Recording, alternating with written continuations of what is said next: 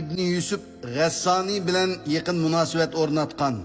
U Yamanda 1229-yili mustaqil yangi davlat qurib, Ayyubiylardan ayrilgan Malik Mansur Nuriddin Umar ibn Ali ibn Rasul G'assanining o'g'li edi.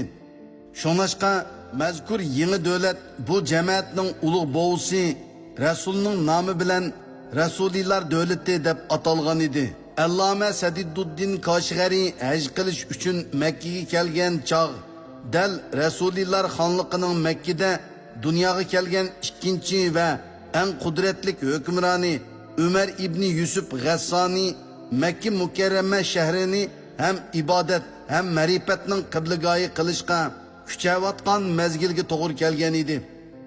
Allamidan 10 yosh cho'ng va chechan bu hukmron nihoyatda tezla Sadiduddin Koshg'arining bilim qurilmasi va ilmiy nopozini bayqab qolgan.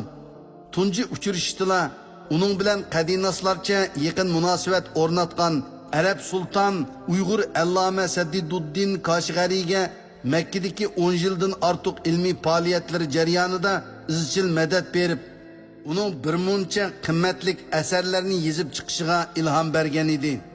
Allama Sadiduddin Koshg'ari ayni chog'dagi Rasul xonligining poytaxti Tayziga tava Mavza degan havoliq joydan yer tanlab, nihoyatda katta bir xo'rma beg'i insho qilgan.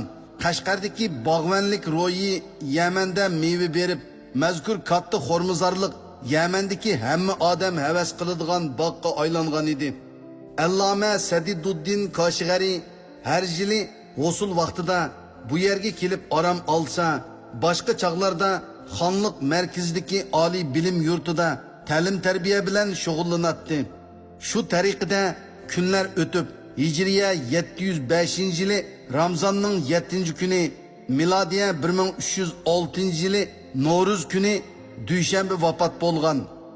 Meyti o'zi insho qilgan xo'rma beg'iga dafn qilingan.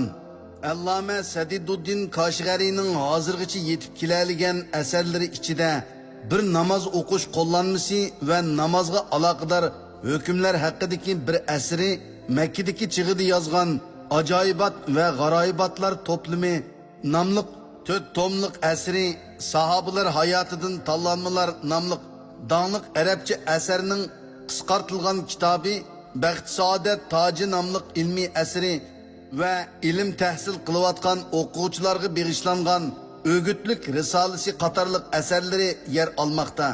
Bu asarlarning izohliq sharhlari keyingi davrdagi kishilar tarafidan olqishga erishgan va ba'zi asarlari nopozliq oliy bilim yurtlarida darslik qilingan.